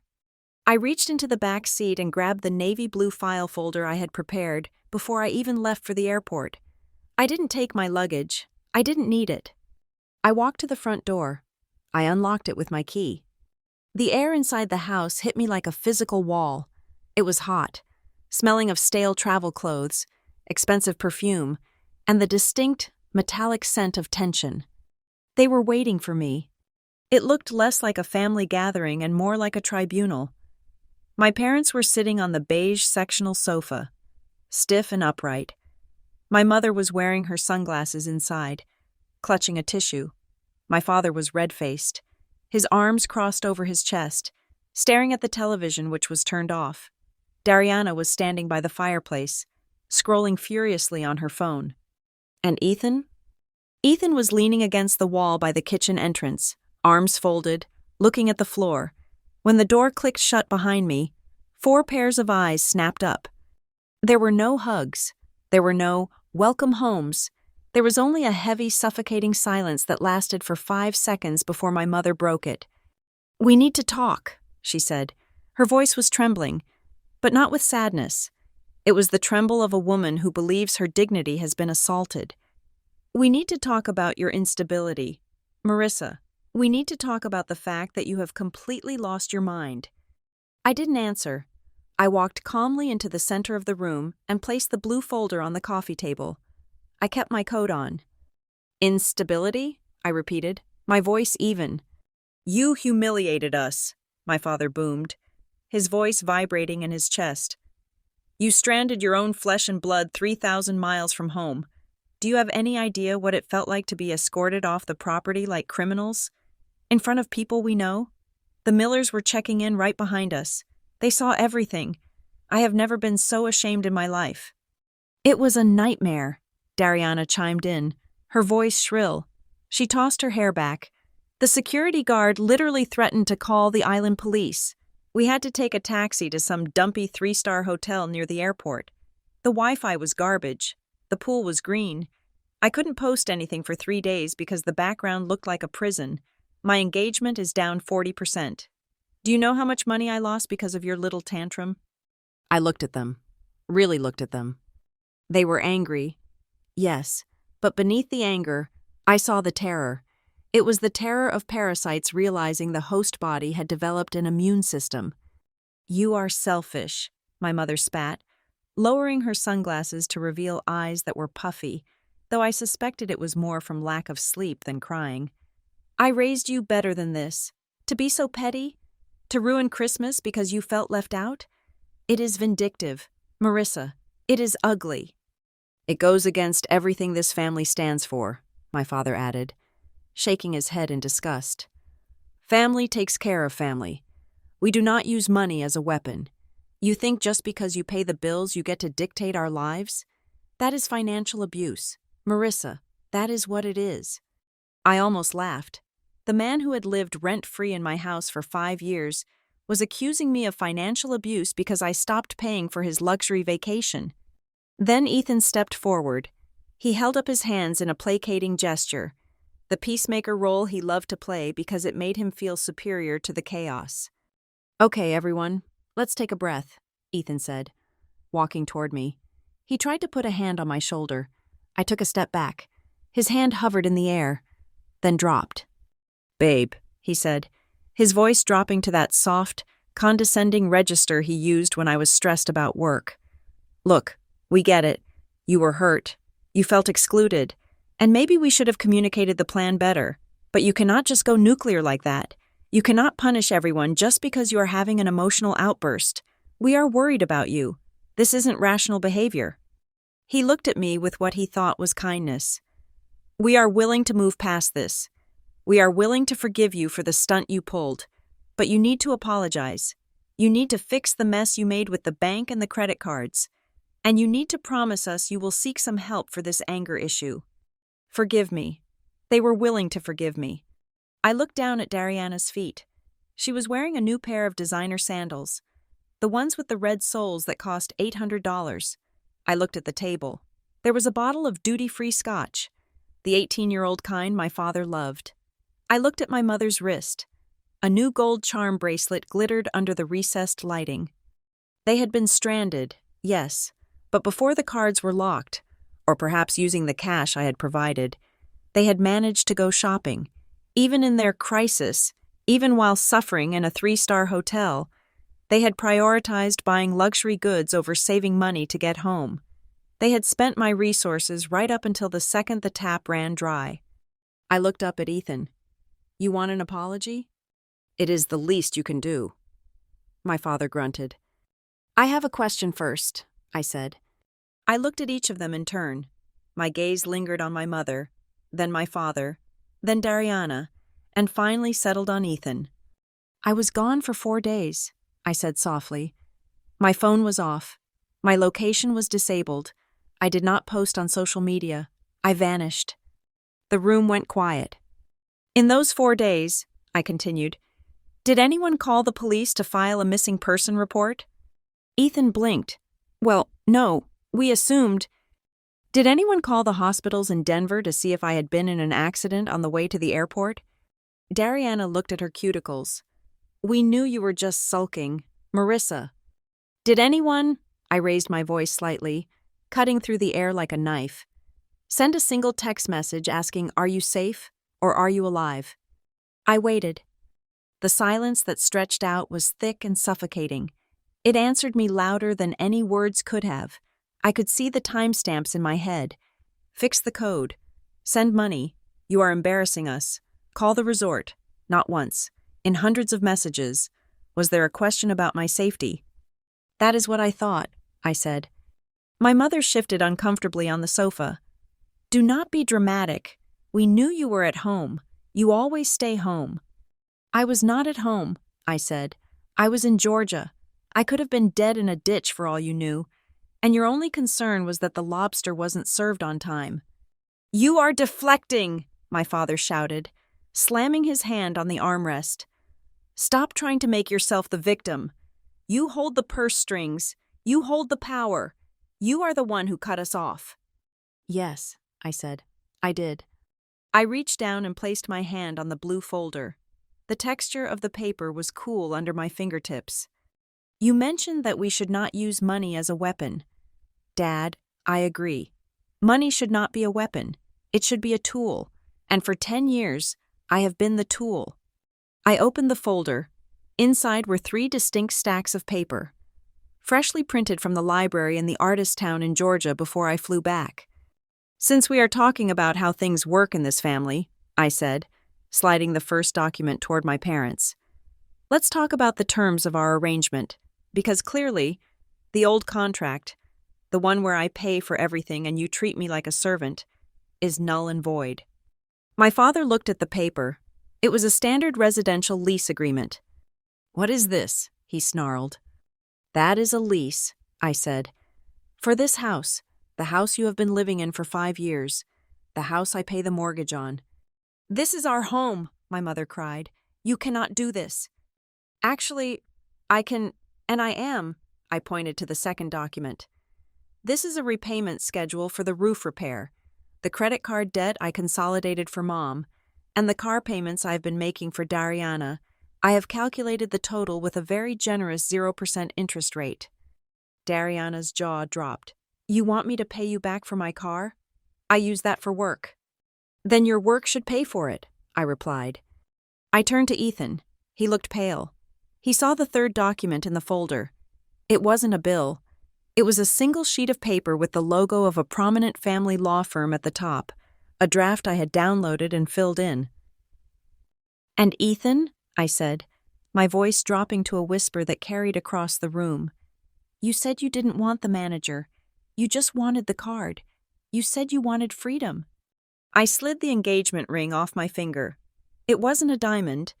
It was a moissanite stone, because he had told me he couldn't afford a diamond, and I had been understanding enough to accept it while I bought him a $3,000 watch for our engagement. I placed the ring on top of the blue folder. It made a sharp clack against the table. I am granting your wish, I said. You are free. The room was frozen. My father's face was turning a dangerous shade of purple. My mother looked like she was about to faint. Dariana was staring at me as if I had grown a second head. If we are going to operate like a business, I said, buttoning my coat, then let's see your business plan, because the Bank of Marissa is permanently closed. You are bluffing, my father whispered. You would not kick your own parents out on the street. You have 30 days, I said. That is the legal notice period in Colorado. Read the document. It is all there. I turned around and walked toward the stairs. I needed to pack a real bag. I wasn't staying here tonight. Marissa, Ethan shouted after me, his voice cracking. You are throwing away 3 years of a relationship over one vacation? I stopped on the bottom step.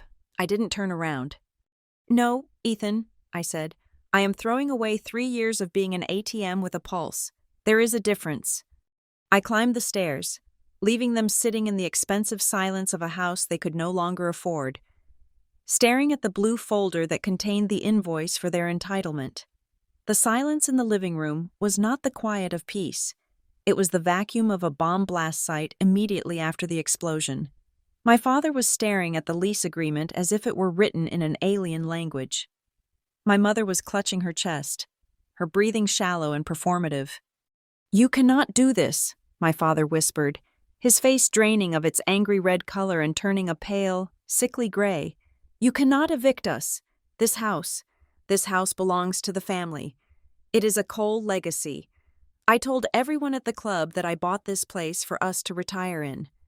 You told people a lot of things.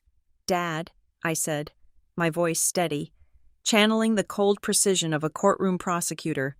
But legal ownership is not determined by what you boast about on the golf course. It is determined by the deed recorded at the county clerk's office. I flipped to the second tab in the blue folder. Do you remember when Grandpa Silas sold the farm in Oklahoma 7 years ago? I asked. My mother sniffed. Of course. He sold it for a pittance. He should have held out for more. He sold it for exactly what it was worth, I corrected. And you all assumed he squandered the money because he refused to buy you that vacation home in Florida. You called him senile. You stopped visiting him because he stopped writing checks. I pointed to a document titled, The Silas Cole Revocable Living Trust. Grandpa was not senile. He was observant.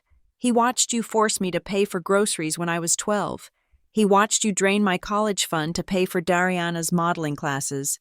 So, when he sold the land, he didn't put the money in his personal account where you could guilt him out of it.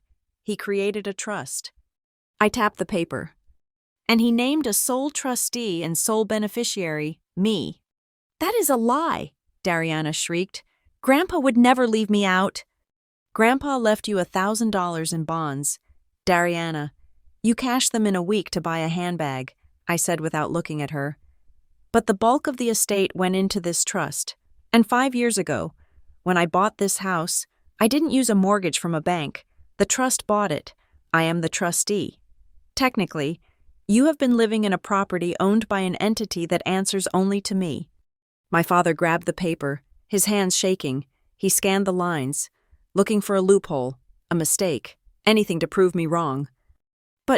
But he is dead," my father stammered. "The will." "Read Clause 14, Section B," I said, pointing to a highlighted paragraph. Grandpa called it the parasite clause, though the lawyers use nicer language. I recited it from memory, looking my father dead in the eye. It states that while the trustee, that is me, may allow family members to reside in trust property, this privilege is revocable immediately if said family members demonstrate financial predation, lack of gainful contribution, or emotional exploitation of the trustee.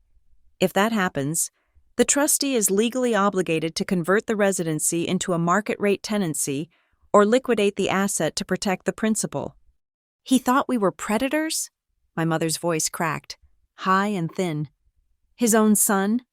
He watched you let me pay the electric bill when I was 17. Mom," I said, "he knew exactly what you were." I flipped the page again. This was the spreadsheet. It was the receipt for my entire adult life. "You like to say that family does not count pennies," I said. So I stopped counting pennies and started counting thousands. I have tracked every single expense I have covered for this household since you moved in.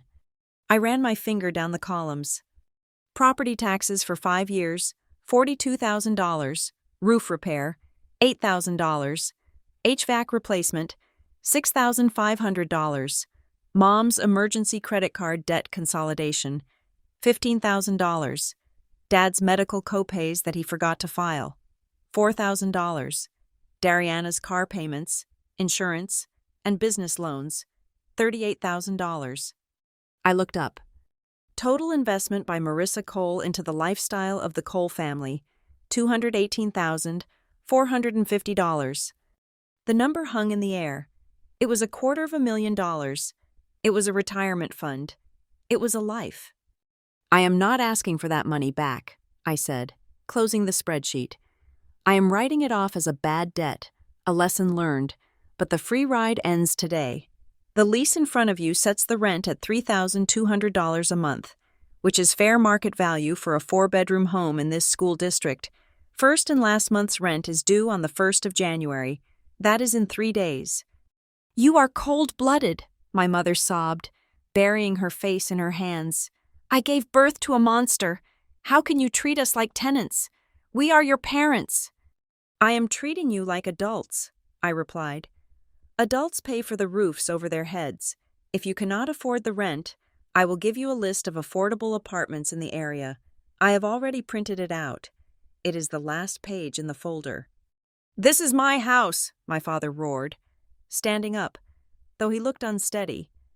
"I am the man of this family. You cannot order me around with some piece of paper." I didn't flinch. I reached into the folder and pulled out a photocopy of a handwritten note. The ink was faded, the handwriting shaky but unmistakable. It was Grandpa Silas's writing. "Grandpa wrote this the day he signed the trust documents," I said. "He told me to show it to you only if it became necessary. I really hoped I would never have to." I held it up so they could read it. "To my son and his wife. You think you are owed the world. You are not. Marissa is the only one in that house who knows the value of sweat. She is the only one who respects the dollar because she is the only one earning it. If you are reading this, it means you pushed her too far. Do not blame her. Blame the mirror."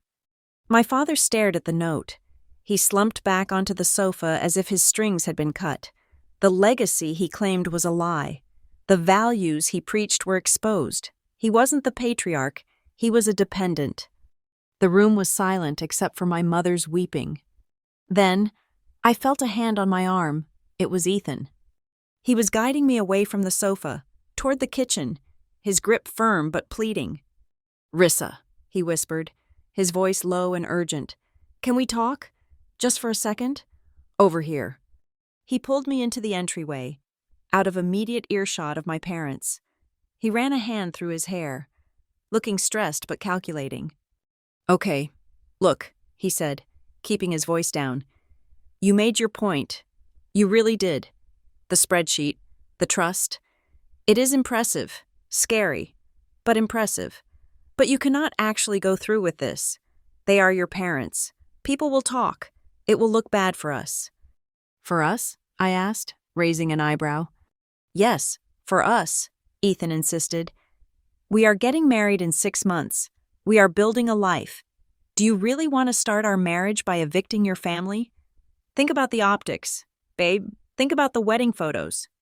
The optics, I repeated. You are worried about how it looks. I am worried about you.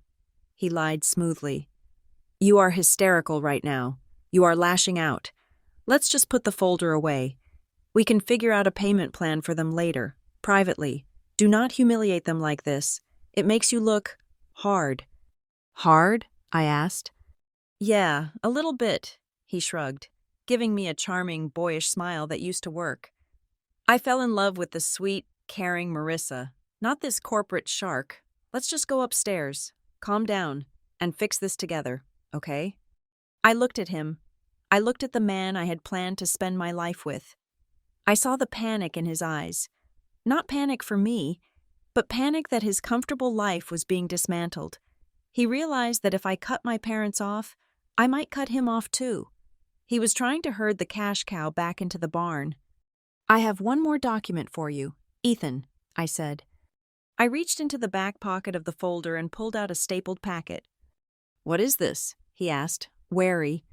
It is a draft of a prenuptial agreement, I said. I had my lawyer draw it up last month, but I was too afraid to show you because I thought it would hurt your feelings. I thought you would say it meant I didn't trust you. He took the packet, looking offended. A prenup? Seriously? Marissa, we are partners. What is mine is yours, and what is yours is mine. That is what marriage is. Read the clause on page 3, I said.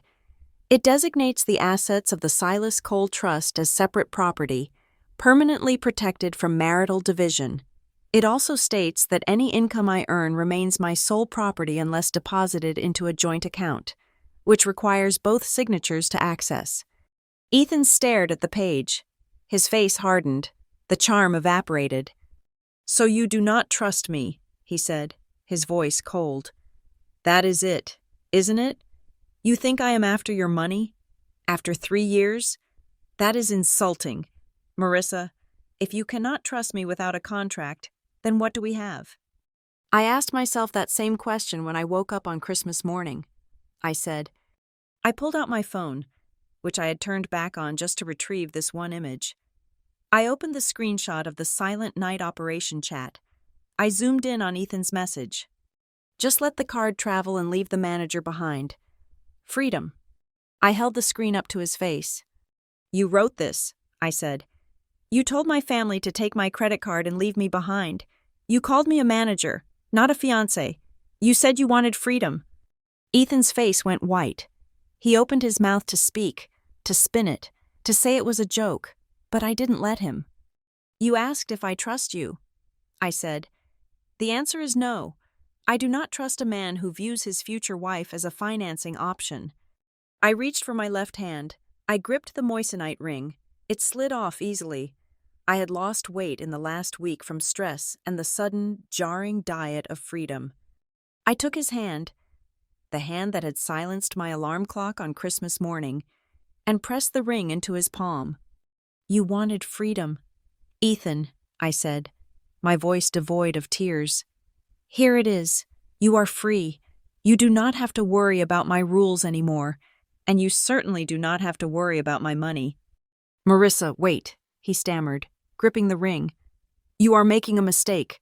You are going to end up alone. I have been alone for 10 years. Ethan, I said, looking past him at my parents, who were watching us in horror. I was alone in this house while I paid your bills. I was alone in my bed while you plotted to leave me. At least now, the solitude is free. I turned back to the room. The silence was absolute. The power had shifted. The gravity had reversed. They looked at me, really looked at me, for the first time. They didn't see the doormat. They didn't see the living Excel sheet. They saw the landlord. They saw the trustee. They saw the woman who held the keys to their entire existence, and they realized, with terrifying clarity, that they had thrown away the only key that worked, my love. 1st of January, I said to the room, lease or keys, it is up to you. I turned and walked toward the door. I had a cabin to book for next year, and this time, I was going to pay for a view of the ocean, not a view of my own exploitation.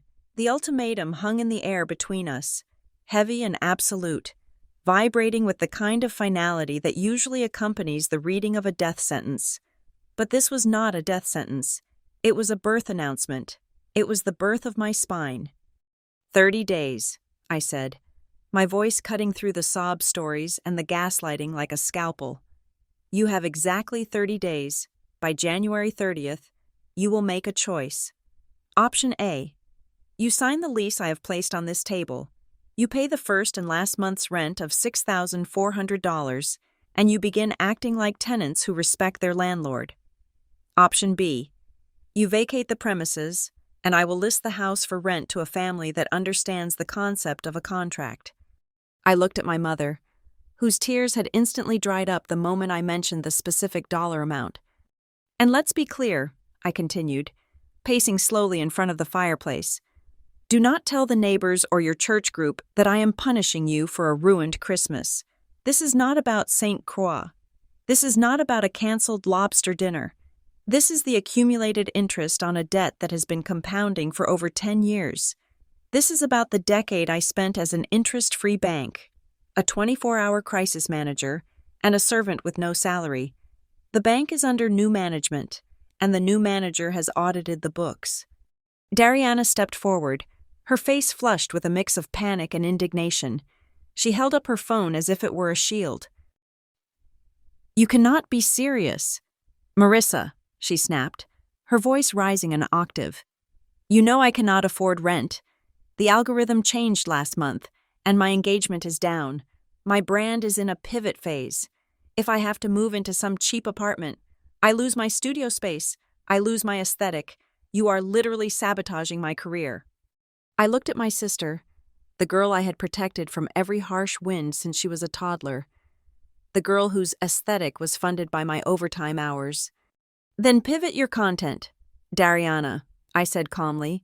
Make a series about what it looks like to actually grow up. Make content about budgeting. Make content about paying your own electric bill.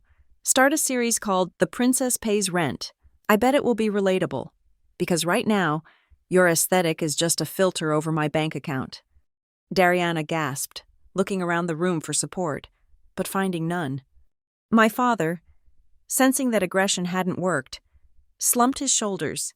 He adopted the posture of a beaten, elderly man, a pose I had seen him use to great effect whenever he wanted to avoid shoveling the driveway. Marissa, he wheezed, placing a hand on his chest. I am 60 years old. Your mother has arthritis. We cannot start over. We cannot be packing boxes at our age. Is this how you honor your parents? By counting coins while we suffer? We sacrificed everything for you. It was the oldest guilt trip in the book, a classic hit from the Cole Family Greatest Hits album. 10 years ago, it would have crumbled me. Today, it just made me tired. I am not denying that you have challenges. Dad, I said, my voice softening but losing none of its steel. And I am not saying I will let you starve, but difficulty is not a license to exploit your child. Hardship does not give you the right to turn your daughter into an infinite resource. I will help you find a place you can afford. I will help you move, but I will support you in a way that is healthy for me. I am done setting myself on fire just to keep you warm. I turned my back on them to face Ethan. He was still standing near the door. Holding the engagement ring I had returned to him, he was twisting it between his fingers, his eyes darting between me and the lease agreement. He walked toward me, stepping into my personal space, lowering his voice to that intimate whisper that used to make me feel like the only woman in the world. Rissa, he murmured, please, look at me. We can start over. I messed up. I know I messed up. But we have a history. We have plans. Do not throw away our future just because you are angry right now. I love you. We can fix this. I looked into his eyes. They were a beautiful shade of hazel. I used to think they were full of depth. Now I saw them for what they were. Mirrors reflecting what he wanted from me.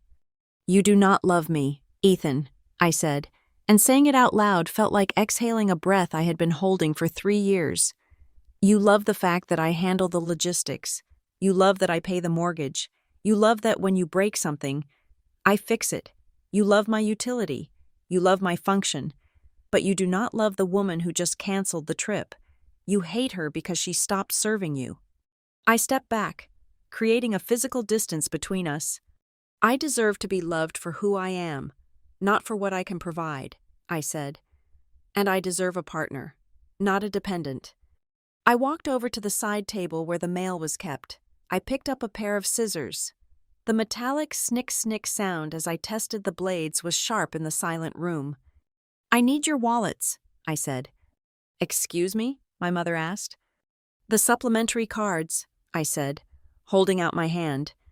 The Amex Gold, the Visa signature, the emergency gas cards. Put them on the table, now. Reluctantly, with trembling hands. My mother opened her purse.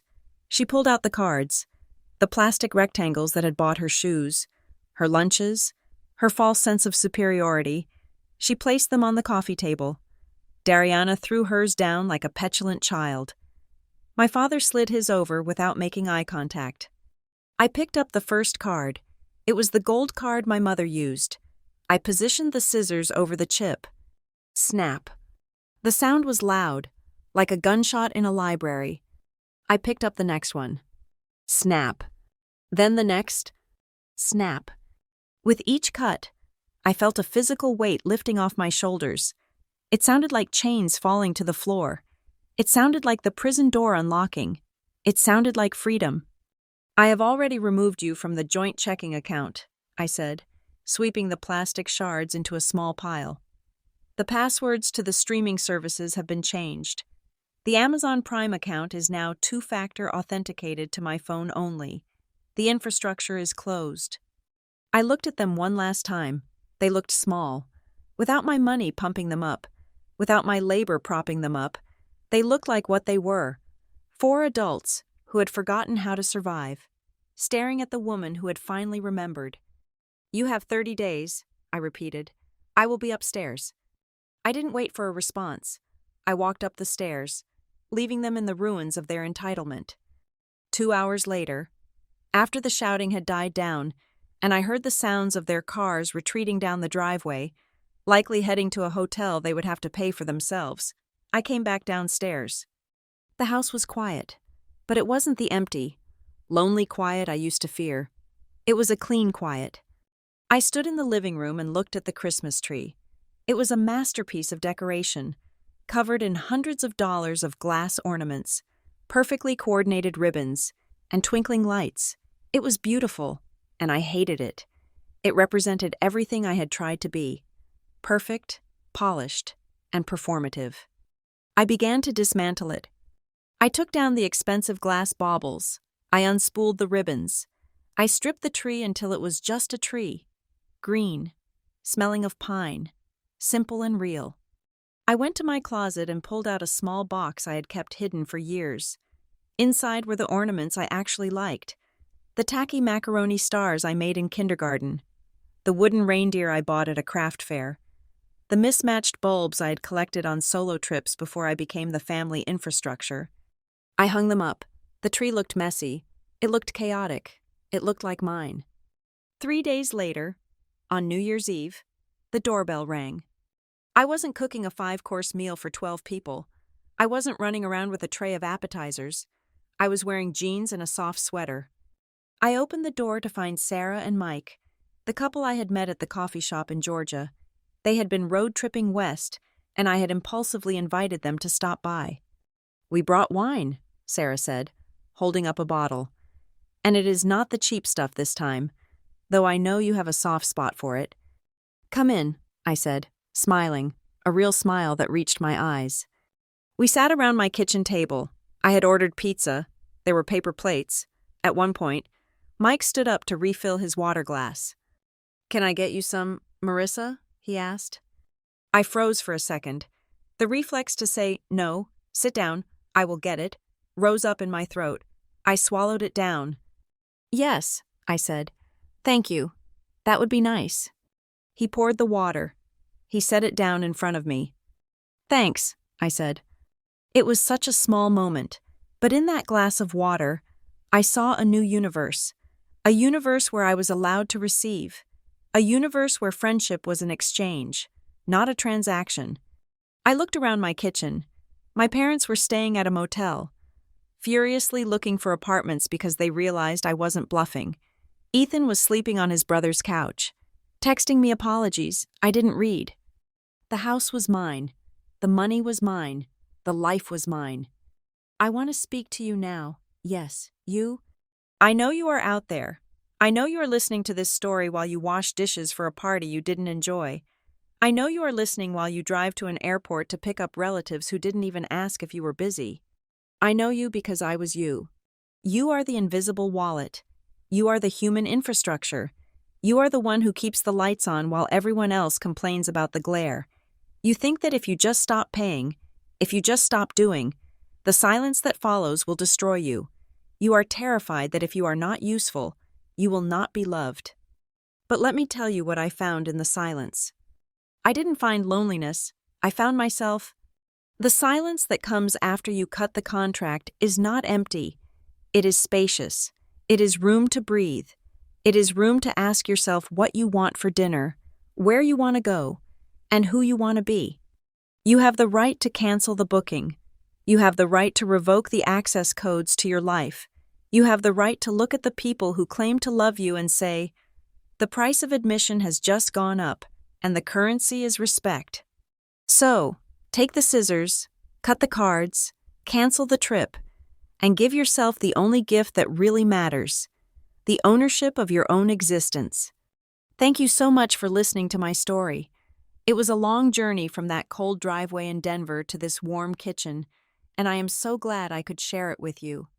I would love to know where you are listening from right now. Are you listening while cooking dinner? Are you on your commute? Or are you, perhaps, hiding in the bathroom to get 5 minutes of peace from your own family? Let me know in the comments below. Let's create a community here where we can support each other in setting boundaries.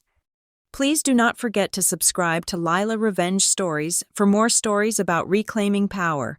Hit that like button if you believe Marissa did the right thing, and please smash that hype button to help this story reach more invisible wallets out there who need to hear it. You are not alone, and you are definitely not just an ATM. See you in the next story.